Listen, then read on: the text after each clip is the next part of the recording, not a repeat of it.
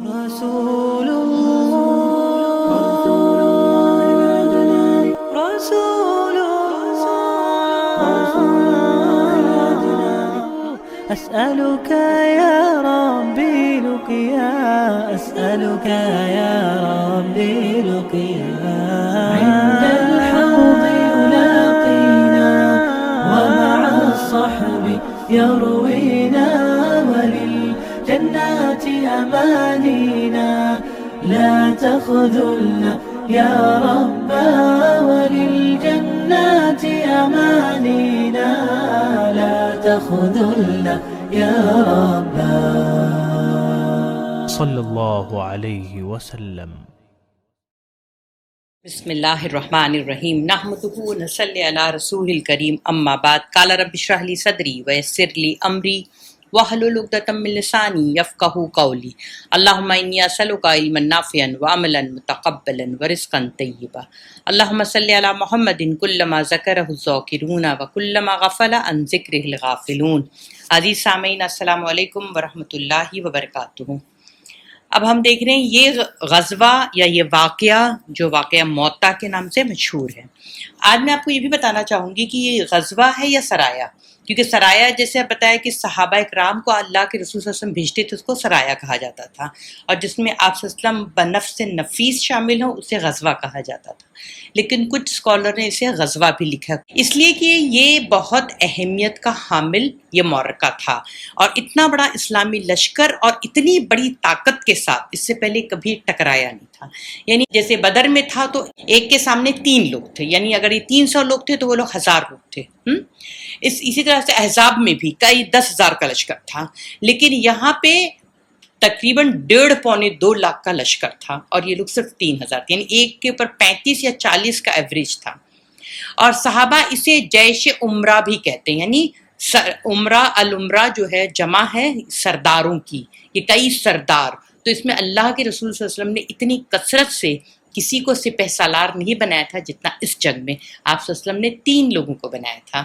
کل جیسے میں نے آپ کو بتایا تھا کہ سب سے پہلے زید بن حارثہ رضی اللہ عنہ کی قیادت میں یہ لشکر چلا، پھر اس کے بعد آپ نے کہا کہ وہ شہید ہو جائیں تو حضرت جعفر رضی اللہ عنہ شہید ہو جائیں تو عبداللہ بن رواحہ۔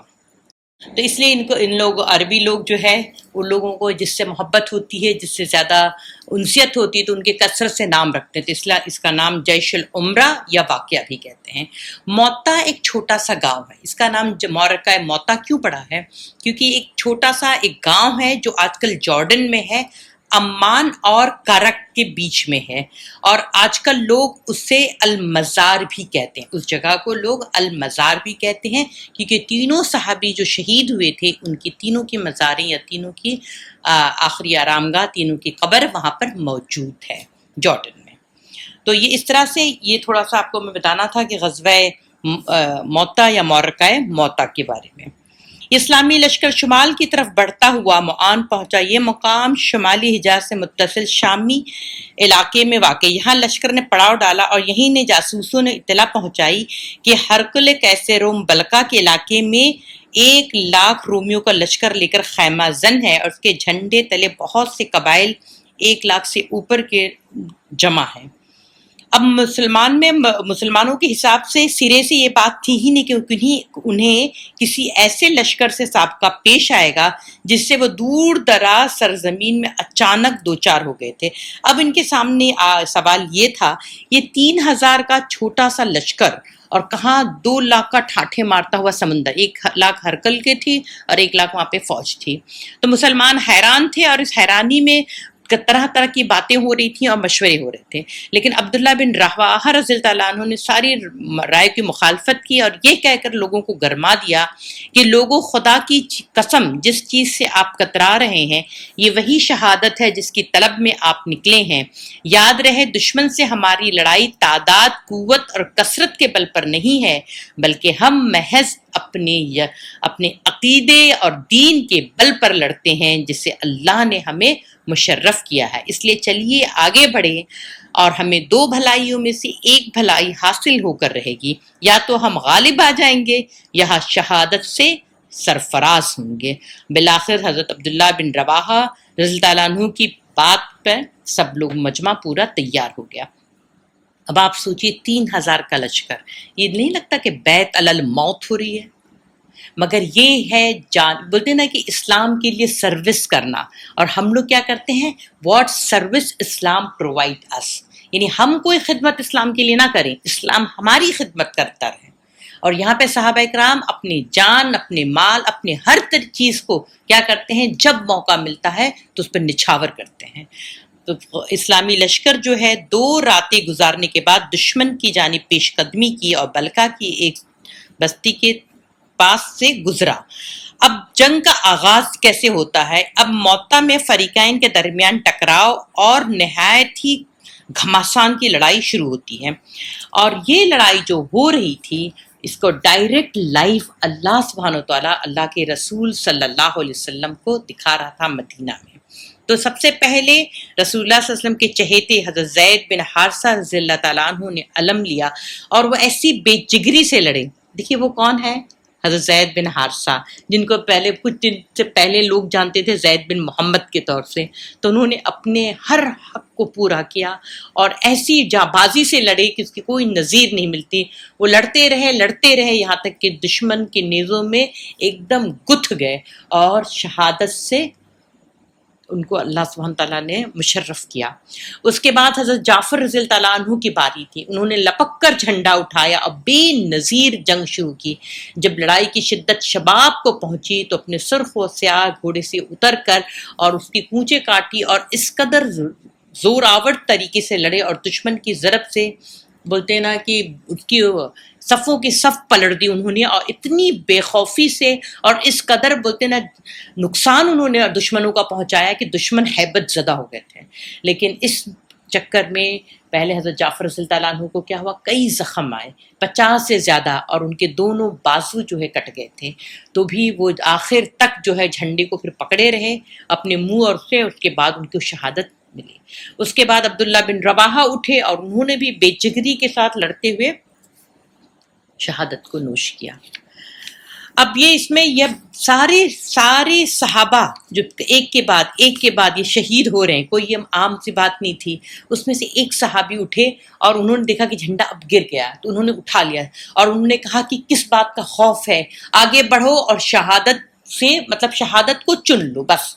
اور یہ کہہ کے سب لڑنا شروع ہوئے، تو کہہ کہ ایک کو امیر بنا لو، تو سب نے کہا ہم آپ کو امیر بناتے۔ انہوں نے کہا کہ میں اس قابل نہیں ہوں۔ پھر سب لوگوں نے دیکھا کہ اس میں خالد بن ولید رضی اللہ تعالیٰ عنہ، ان کو بھی جمعہ 8 دن ہوا کہتے اسلام قبول کیے ہوئے، اور انہوں نے جب لیا تو اللہ کے رسول صلی اللہ علیہ وسلم جو ہے یہ پوری اطلاع، جیسے یہ شہید ہو رہے تھے زید بن حارثہ رضی اللہ تعالیٰ عنہ، تو آپ صلی اللہ علیہ وسلم نے فرمایا کہ نا وہ شہید کر دیے گئے۔ پھر اب جعفر رضی اللہ تعالیٰ عنہ لیے وہ شہید ہو گئے۔ بولتے ہیں آپ صلی اللہ علیہ وسلم جب یہ بات کہہ رہے تھے، آپ صلی اللہ علیہ وسلم کو اس قدر دکھ ہو رہا تھا۔ پھر عبداللہ بن رواحہ کو کہا، پھر آپ صلی اللہ علیہ وسلم نے فرمایا یہاں تک کہ جھنڈا اللہ کی تلواروں میں سے ایک تلوار نے لیا اور ایسی جنگ لڑی کہ اللہ نے ان پر فتح عطا کی، تو خالد سیف اللہ کہلائے۔ تو خالد سیف من سیوف اللہ، خالد سیف من سیوف اللہ، خالد اللہ کی تلوار میں سے ایک تلوار ہے۔ اور حضرت خالد بن ولید رضی اللہ تعالیٰ عنہ کا یہ مقام ہے کہ اس جنگ میں ان کے ہاتھ میں 9 تلواریں ٹوٹی تھیں، اور ان کا کمال آپ دیکھیے، 3000 کا لشکر، جب انہوں نے پہلے دن کمان سنبھالی اور پھر جب دوسرے دن جب وہ آئے تو دیکھا 3000 کا لشکر ہے، اور پوری انہوں نے کہا کہ سامنے والے فرنٹ لائن کو پیچھے کیا اور پیچھے والی لائن کو فرنٹ پہ لائے، اور کچھ لوگوں کو بولتے صرف 100 لوگوں کو لے جا کر پیچھے پہاڑوں کی جانب کیا، اور بولے کہ اس طرح سے دھول اڑاؤ، دوری 10 فٹ کی دوری پہ انہوں نے کھڑا کیا اور کہا اس طرح سے دھول اور گرد و غبار اڑاؤ کہ دشمن سمجھے گا کہ ایک بہت بڑی فوج آ رہی، کیونکہ پہلے زمانے میں فوج کیسے گھوڑے پہ ہوتی تھی، تو بولتے یہ غبار دیکھ کے ان کو ہیبت بیٹھ جائے گی کہ فوج جو ہے قریب آ رہی۔ بولتے پہلے پیچھے سے شروع کرنا، پھر آگے والے کریں، پھر آگے والے رک جائیں اور پیچھے والے کریں۔ تو اس طرح سے 100 والوں نے وہ کام کیا کہ ان کے اوپر ہیبت بیٹھ گئی، یہ فوجیوں کو 1 لاکھ ان کے پاس ساز و سامان۔ دیکھیے جو لوگ وسائل پہ بھروسہ کرتے ہیں، تو وسائل تو اللہ کے حکم سے جسم جو ہے نا کام کرتا ہے، چاہے وہ آپ کا دل ہو، چاہے آنکھ ہو، چاہے دماغ ہو۔ اللہ نے اس میں دماغ میں ہی وہ بات ڈال دی کہ وہ بہت بڑی فوج آ رہی ہے، اس کی عقل میں ہی پردہ پڑا ہوا، تو کیا کر سکتا ہے؟ تو اللہ کے ساتھ کوئی لڑ نہیں سکتا ہے. اللہ کی جو ہے، اللہ کی آرمی جو ہے آپ کے اپنے جسم میں سے اس کی آرمی ہے. تو آپ کا میں جو ہے وہ انکار کرتا ہے، لیکن باقی سب نہیں. اس کے دماغ پہ اللہ پردہ ڈالتا ہے اور اس کی عقل کیا لے جائے گی؟ اس کو ٹھوکر کھلواتی رہتی ہے. تو یہاں پہ یہ لوگ اتنا بڑا مجمع 2 لاکھ کا، اور یہ صرف 3000 لوگ، اور بولتے ہیں حضرت خالد بن ولید رضی اللہ تعالیٰ عنہ نے اتنی شجاعت اور بصارت سے لڑے. بولتے ہیں کہ صرف ان سے 10 کیجولٹی ہوئی، یعنی 10 لوگ شہید ہوئے. اور دھیرے دھیرے انہوں نے مشورہ دیا تھا کہ کس طرح سے یہ لگے گا کہ ہماری فوج آ رہی ہے، اور فوج کو دھیرے دھیرے کہا کہ تم لوگ کھسکتے ہوئے پیچھے جانا، تاکہ وہاں سے جب تم صحرا میں آؤ تو ہم ان کو صحرا میں گھیر کے ماریں گے، اور یہ صحرا کو دیکھ کے ڈر جائیں گے، کیونکہ یہ صحرا کو ناپ نہیں پائیں گے. ہم صحرا کو جتنا اچھا جانتے ہیں، ہم عرب کا مطلب یہ تو بے آب ہو گیا جگہ. تو بتا ہم عرب جتنا صحرا کو جانتے ہیں یہ نہیں جانتے، تو ہم ان کو ایسی جگہ پہ لائیں گے کہ یہ بھاگیں گے. اور وہی ہوا، وہی اسٹریٹجی اپنائی، اور یہ لوگوں نے پیچھے ہٹتے ہٹتے ہٹتے اور ان لوگوں کو کھدیڑا. کئی لوگ تو آپس میں ہی ان کے لڑ پڑے، اور پھر یہ لوگ خود ہی کیا کیے، ڈر کے مارے چھوڑ کے میدان بھاگے. اور خالد بن ولید رضی اللہ تعالیٰ عنہ نے 9 تلواریں تو اپنی توڑی ہیں اس جنگ میں، اور پورے لشکر کو حفاظت کے ساتھ لے کر آئے. اور اس میں بولتے جنگ میں 12 مسلمان شہید ہوئے. اس میں سے تو 3 سپہ سالار ہی تھے ہمارے، سب سے سید الشہداء 3، اور اس کے علاوہ باقی 9. اور جب یہ لشکر لے کر حضرت خالد بن ولید سب کو، اور اس میں یہ جو یمن سے جو ہمارے ابو ہریرہ رضی اللہ تعالیٰ عنہ تھے، جیسے میں نے آپ کو بتایا تھا، ان سے بڑی حدیث روایت ہے، اور یہ خود بہت علم کے میدان کے بہت بڑے بولتے سورما ہے، لیکن یہ میدان جنگ کے نہیں تھے. جب اس جنگ دیکھا تو ان کی آنکھیں ایک دم پھٹی کی پھٹی تھیں. تو کسی صحابی نے ان سے کہا کہ تم اتنا خوفزدہ کیوں ہو؟ تو کہہ رہے اتنا بڑا لشکر جیسا سمندر ہے ہمارے سامنے. تو انہوں نے کہا ارے تم نے بدر نہیں دیکھی، بدر دیکھے ہوتے تو پتہ چلتا، اس لیے بے فکر رہو، اللہ ہمیں فتح دے گا. آپس میں صحابہ ایسے بات کر رہے تھے. بہرحال جب یہ لوگ مدینہ پہنچتے ہیں تو مدینہ والے ان کے اوپر، عورتیں خاص کر ان کو اوپر دھول ایسے پھینک رہی ہوتی ہیں کہ یہ فرار ہیں، مفرور لوگ ہیں، یہ فرار.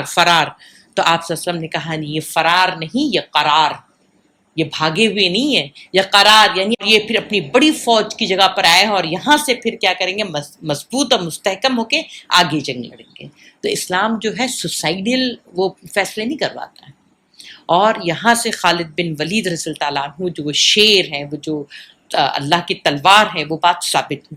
اور اس کے بعد سے آپ دیکھیں گے کہ جب اسلامی فتوحات ہوتی تھی تو اس میں خالد بن ولید رضی اللہ تعالیٰ عنہ کا یہ مقام تھا کہ وہ ایران تک جب فتح کیے تھے تو لوگ ان کا نام سنتے تھے، اس فوج میں اگر خالد ہیں تو فوج ایسی چھوڑ کے بھاگ جاتی تھی. اور آخر وقت میں ایسا ہوا تھا کہ حضرت عمر رضی اللہ تعالیٰ عنہ نے ان کو بٹھا دیا تھا. ان کی جب موت سے کچھ دن پہلے تو ان کو آپ حضرت عمر رضی اللہ تعالیٰ عنہ نے کہا تھا کہ اب تمہیں کوئی جنگ میں حصہ نہیں لینا. ان کو بہت برا لگا تھا. اور خالد بن ولید رضی اللہ تعالیٰ عنہ اپنا جسم دیکھ کے کہتے تھے کہ کوئی 1 انچ کی جگہ بچی نہیں ہے جہاں پہ میرے پاس نشان نہ ہو.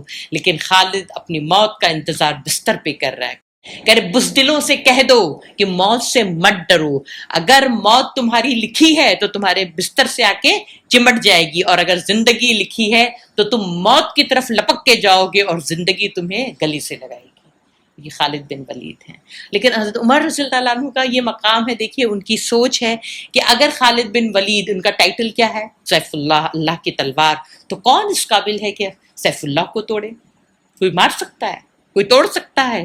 تو اللہ نے ان سے یہ فیصلہ کرواتا ہے کہ کوئی مارے گا تو یہ نہیں کہے گا، وہ پھر دعویٰ کرے گا سامنے والا، وہ جو بددین ہوگا، کہ ہم نے اللہ کی تلوار کو توڑی ہے، نعوذ باللہ. تو یہ مقام ہے عمر رضی اللہ عنہ کے فہم و فراست کا.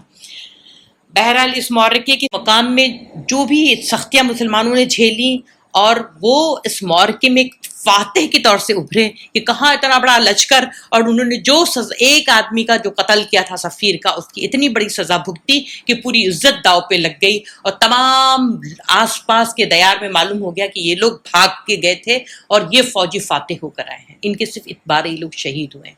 تو ایک فاتح کے طور سے، اور اللہ کے رسول نے خود کہا یہاں تک کہ جھنڈا اللہ کی تلواروں میں سے ایک تلوار نے لیا اور ایسی جنگ لڑی کہ اللہ نے ان پر فتح کی. تو یہ ایک طرح سے فتح ہے. اب یہاں پہ کیا ہوتا ہے کہ حضرت جعفر رضی اللہ تعالیٰ عنہ کے گھر والے، اب ظاہر سی بات ہے کوئی عام بات تھی نہیں. کون ہے ان کی بیوی؟ اسما بنت امیس.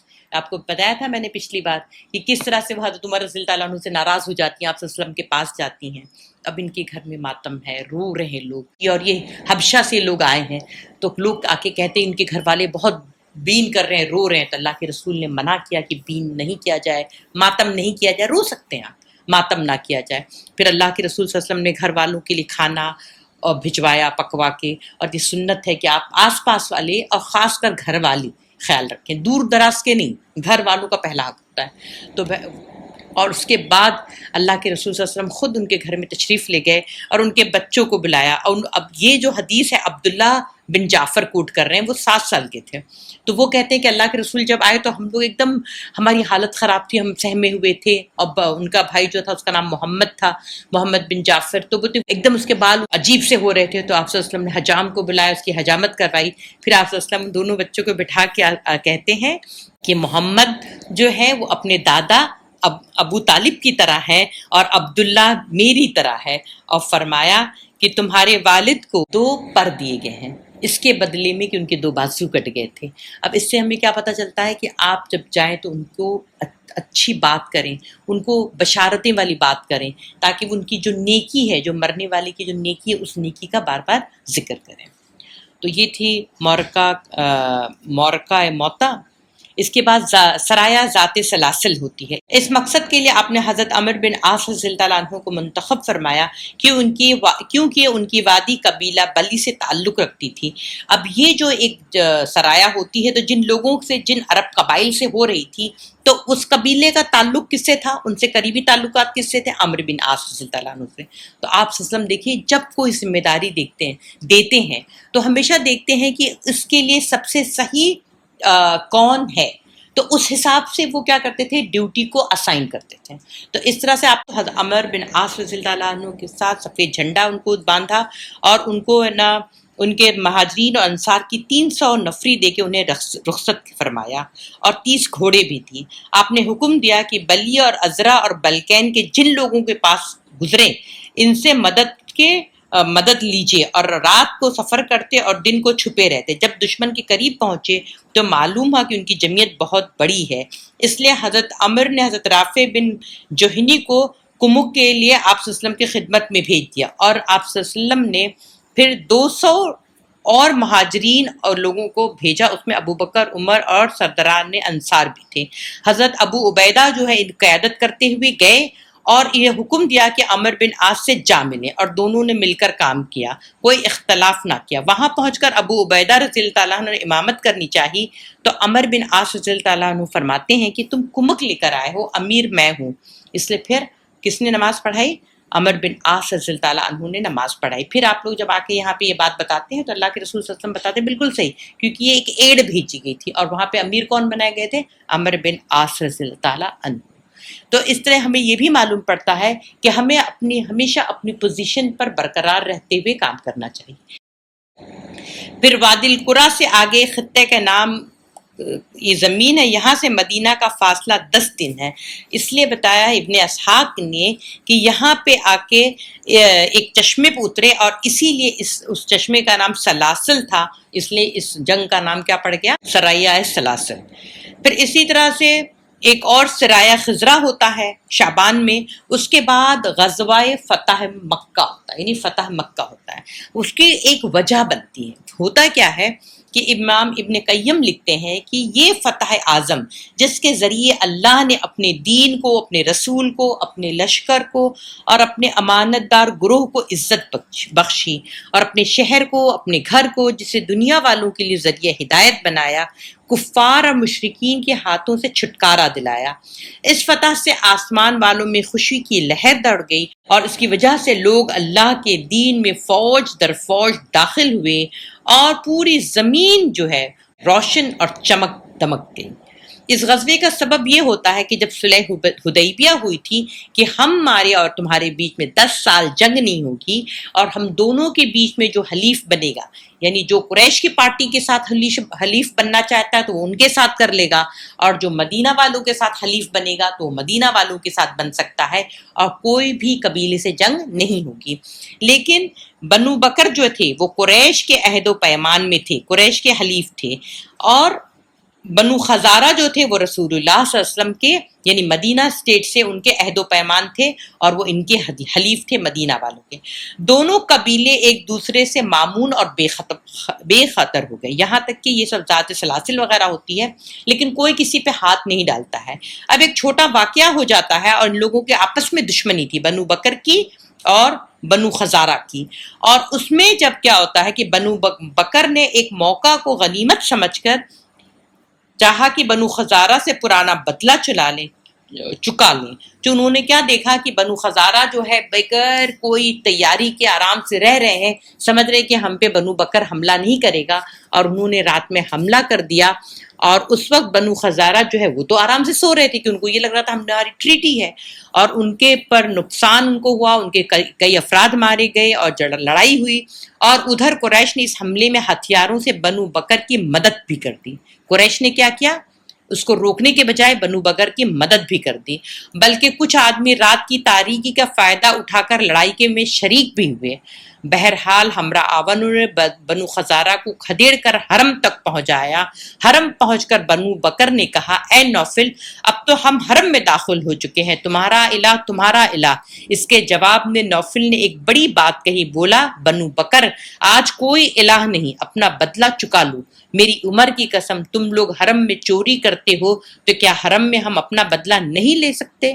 اور ادھر بنو خزارہ جا کے مکہ میں پہنچ کر بدیل بن ورقہ خزاری اور اپنے ایک آزاد کردہ غلام رافع کے گھر میں پناہ لی، اور عمر بن سالم خزاری سے وہاں سے نکل کر فوراً مدینہ کا رخ کیا اور رسول اللہ کی خدمت میں پہنچ کر کھڑا ہو گیا۔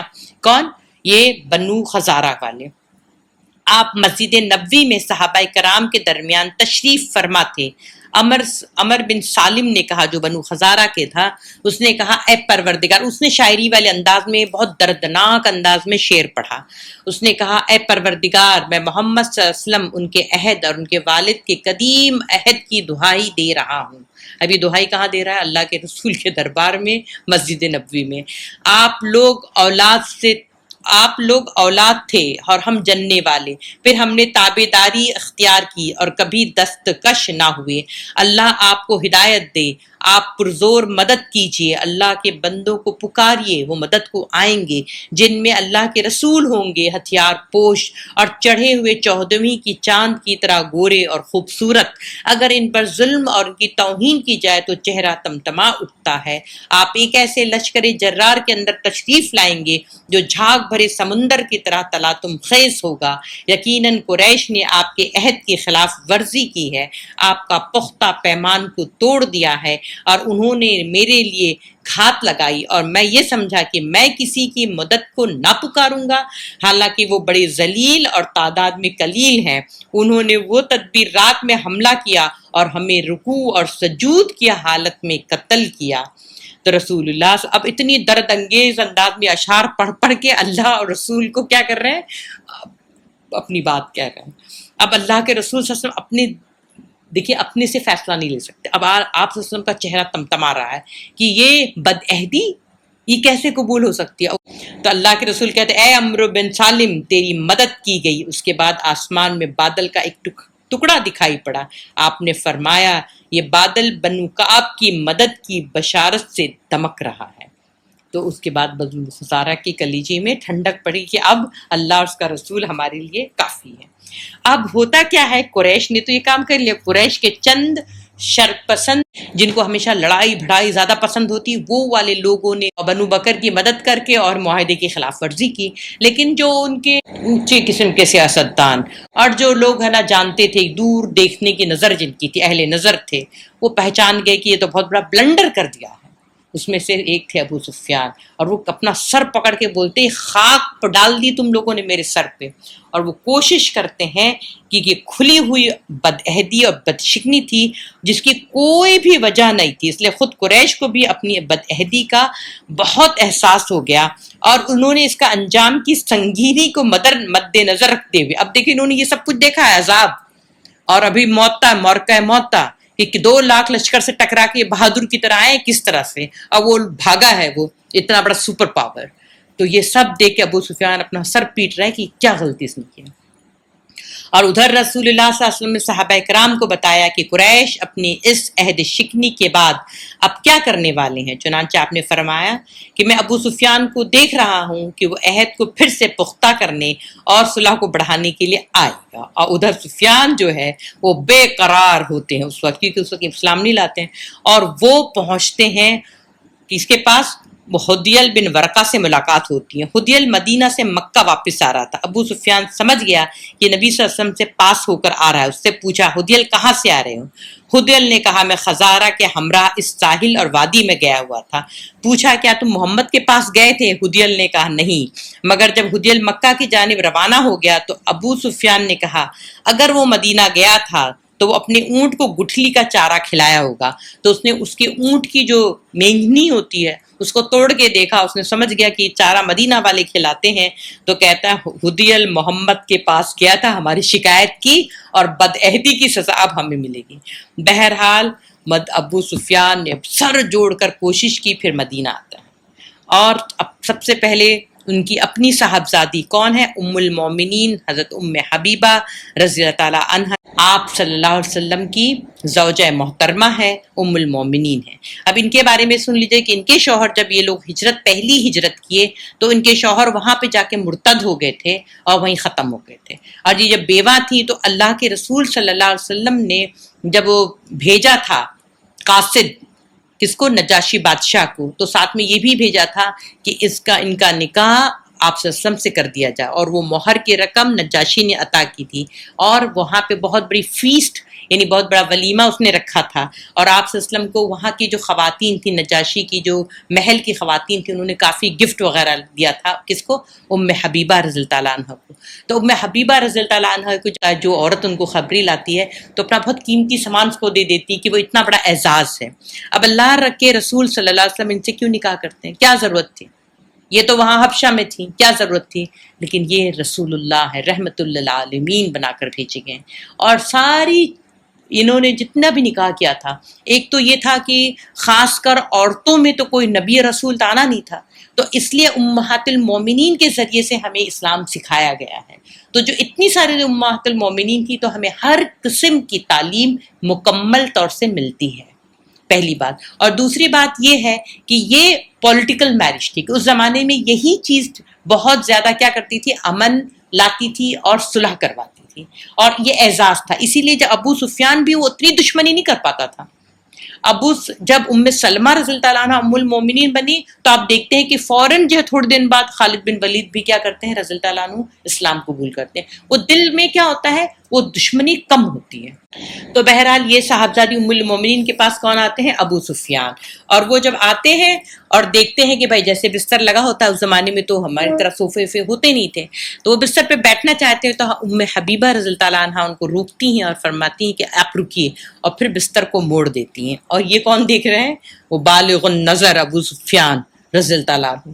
تو کہتے ہیں بیٹی کیا یہ بستر میرے لائق نہیں یا میں بستر کے لائق نہیں ہوں؟ تو ام المومنین ام حبیبہ رضی اللہ تعالیٰ عنہ فرماتی ہیں کہ آپ پلید ہیں، آپ ابھی کفر کی حالت میں ہیں، آپ اس پر بیٹھنے کی حیثیت نہیں رکھتے، یہ رسول اللہ صلی اللہ علیہ وسلم کا بستر ہے۔ اب وہ سوچئے انہوں نے جواب ایسا دیا تو وہ اپنا سا منہ لے کر رہ گئے، اور انہوں نے یہ بھی نہیں کہا کہ آپ صلی اللہ علیہ وسلم سے کوئی بات کہیے۔ پھر وہ بہت جاتے ہیں یہاں وہاں، ابو بکر صدیق کے پاس جاتے ہیں، حضرت علی کے پاس جاتے ہیں، عمر رضی اللہ عنہ کے پاس جاتے ہیں، لیکن کوئی نے ان کو سنا ہی نہیں۔ انہوں نے کہا کہ یہ ہم نے بہت بڑا جو ہے کیا بلنڈر کر دیا ہے۔ اب غزوے کی تیاری اور اس کی خفیہ رکھنے کی بات آئی، جب طبرانی کی روایت سے معلوم ہوتا ہے کہ رسول اللہ صلی اللہ علیہ وسلم نے عہد شکنی کی خبر آنے سے 3 روز پہلے ہی حضرت عائشہ رضی اللہ تعالیٰ عنہ کو حکم دیا تھا کہ آپ کا ساز و سامان تیار کر دیں لیکن کسی کو بتائیں نہیں، تو اس کے بعد حضرت عائشہ رضی اللہ تعالیٰ عنہ کے پاس حضرت ابو بکر صدیق رضی اللہ تعالیٰ عنہ تشریف لاتے ہیں اور دیکھتے ہیں کہ تیاری ہو رہی ہے۔ اب وہ سوچے وہ تو ایک دم پرچھائی ہیں آپ صلی اللہ علیہ وسلم کی، وہ حضرت عائشہ سے پوچھتے ہیں تو حضرت عائشہ رضی اللہ تعالیٰ عنہ فرماتی ہے کہ مجھے معلوم نہیں ہے، اللہ اور اس کا رسول بہتر جانتا ہے، کیونکہ آپ صلی اللہ علیہ وسلم نے کیا فرمایا تھا کہ کسی کو نہ بتایا جائے، تو کسی میں کوئی بھی، تو انہوں نے بات بتائی نہیں، اور یہ ایک دم اخفا رکھا گیا تھا، اور رازداری کی غرض سے رسول صلی اللہ علیہ وسلم نے شروع ماہ رمضان 8 میں حضرت ابو قتادہ بن ربی کے قیادت میں 8 آدمیوں کے ایک سرایہ بطن ازہم کی طرف روانہ فرمایا۔ یہ مقام ذی خشب اور ذی المرہ کے درمیان مدینہ سے 36 میل کے فاصلے پر واقع ہے۔ مقصد یہ تھا کہ سمجھنے والا یہ سمجھا کہ آپ اس علاقے کا رخ کریں گے اور یہی خبریں ادھر ادھر پھیلیں گی، مگر جب آپ وہاں سے پہنچ کر آپ مکہ کے لیے روانہ ہو چکے تاکہ لوگوں کو ڈوج دیتے ہوئے آپ صلی اللہ علیہ وسلم مکہ پہنچے۔ ان کو اتنا بڑا قافلہ یہاں بھیجا تو لوگ سمجھے کہ آپ صلی اللہ علیہ وسلم کہیں اور جا رہے ہیں، لیکن پھر آپ صلی اللہ علیہ وسلم مکہ کی طرف گئے۔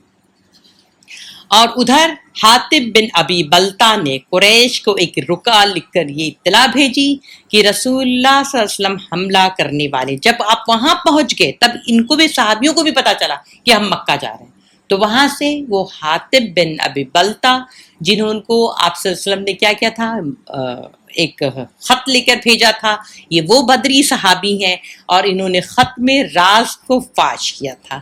اب ہم کل دیکھیں گے کہ آپ صلی اللہ علیہ وسلم کو کیسے خبر پہنچائی جاتی ہے اور آپ صلی اللہ علیہ وسلم کیسے ان کے ساتھ معاملہ کرتے ہیں۔ بنے رہیے، جڑے رہیے ہمارے ساتھ، کل انشاءاللہ دیکھیں گے۔ جزاک اللہ خیر، شکرا۔